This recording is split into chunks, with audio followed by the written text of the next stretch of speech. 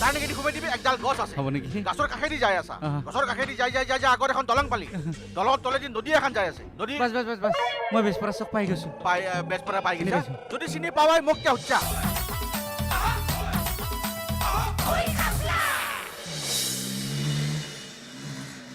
হাও দাদা অক্ষয় কুমাৰ কি খবৰ আছোঁ দিয়ক ভালে আপোনাৰ আছো দে কিবাকে এই মণ্ডালৰ কি খবৰ বহুত দিন দেখা নাই মামাক মই বহুত দিন লগে পোৱা নাই বাহিৰে বাহিৰে ঘূৰি আছোঁ ন মুইমেৰৰ ঘৰত থকা মুইমেৰৰ খবৰ নাজনা মানে কি বিজনেছৰ কামত ঘূৰি আছোঁ ন অলপমান বিজনেছৰ কামত ক'ত যাবা ইছা মই যাব আছিলোঁ একচুৱেলি বেজপাৰা চকত বেজপাৰা কিন্তু ৰাস্তাটো চিনি পোৱা নাই কোনপিনে যায় তাকে ভাবি আছোঁ কনফিউজ এই মূৰ্খ ইমান দিন থাকিলে এখন গাঁৱত বেজপাৰা ইবাগে নহয় ইবাগে কি কয় ইফালে যাব লাগব আৰু ইফালে যাব লাগব হে তেৰি এটা কাম কৰ কি প্ৰথমতে এখন ঘূৰাব লাগব অ'কে ঘূৰে ষ্টাৰ্ট মাৰব লাগব অ'কে মাৰি চিধা যাব লাগব চিধা পোনে পোনে যাই থাকলি যাই ৰাইট চাইডে টাৰ্ণিং এটা আছে টাৰ্ণিঙেদি ঘুমাই দিবি একডাল গছ আছে হ'ব নেকি গাছৰ কাষেদি যাই আছা গছৰ কাষেদি যাই আগত এখন দলং পালি দলঙৰ তলেদি নদী এখন যাই আছে নদী বাছ বাছ বাছ বাছ মই বেজপৰা চক পাই গৈছোঁ বেজপৰা পাই চিনি গৈছা পাইছোঁ। যদি চিনি পাৱাই মোক কিয় সুধছা আপুনি যেনেকৈ এড্ৰেছ দিছে চবৰে বজাৰ লাগি যাব এনেকৈ কোনোবাই এড্ৰেছ দিয়ে নেকি মোৰ ভুল লাগি গৈছে কথা এটা শুন কি মই এটা বস্তু জানিব বিচাৰিছোঁ কেনেকুৱা তুমি যে বিজনেছ কৰা আমাৰ গাঁৱত কি বিজনেছ কৰি আছা মই অলপ জানিব বিচাৰিছোঁ এই দাদা এইটো আপুনি নাজানিব দিয়ক এইটো মানে import export business import export আচ্ছা গোবিন্দ লেপৌ মেলৌ সেন্থৰ লগত বিজনেছ কৰি আছা নেকি হেই সিহঁতে আৰু মোৰ বিজনেছত পাত্তা পাব নেকি মোৰ বিজনেছটো অলপ বেলেগ টাইপ নিউ জেনেৰেশ্যন বিজনেছ না তেনেহ'লে সেন্থৰ লগত দেখোন ঘনে ঘনে মিলা মিছি দেখা পাওঁ কিয়া এই গাঁৱৰ ল'ৰা হিচাপে অলপ ফ্ৰেণ্ড চাৰ্কল হিচাপে মাতি দিয়া যায় আৰু আচ্ছা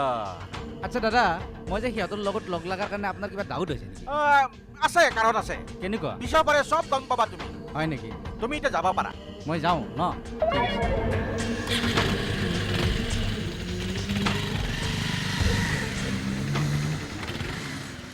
চাব অলপ পিছফালে আহিছে দাদা বাপ্পা ঐ বিজনেছমেন হাও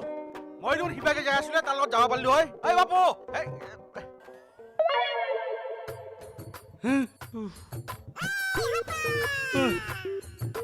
একদম ভাগাৰৰ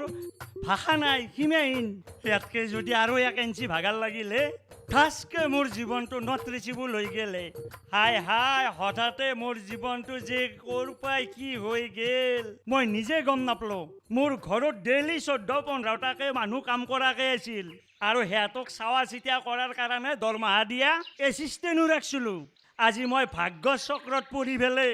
মোৰ জীৱনটো ক'ৰ পাই ক'ত পৰিণত হ'ল আজি টকাৰ কাৰণে মই লুডুৰ গুটিৰ দৰে এফলে বাগৰি ফুৰিব লগা হ'ল একেই বোলে কপাল গম পাইছা না অসমত নম্বৰ 2 ধনী মানুহ আছিলোঁ মই কথা আছে CBI TBI এইগিলাখান কিবাই ধৰে বুলি পেলাই এই কথাটো মই লুকিয়াই ৰাখিছোঁ এতিয়াও মই হাৰি যোৱা নাই মই হাৰাৰ মেইন কথাটো হৈছে 2 টকীয়া চাউল এই 2 টকীয়া চাউলকেইটা দি পেলাই মই আজি কাম কৰা মানুহ নাপাওঁ হ'লো তাৰ ফলত মই খেতি কৰিব নোৱাৰা হ'লো আজাদি বহি কেনে ভৰিৰ ওপৰত ঠেং তুলি বহি খাৱা হ'ল মোৰ ঘৰত কাম কৰা মানুহগিলাখানে গম পাইছা কিমান এপ্লিকেশ্যন কৰিলোঁ এটা সৰু মাষ্টাৰ হ'ল চাকৰিত 4 গ্ৰেড 5 গ্ৰেড 8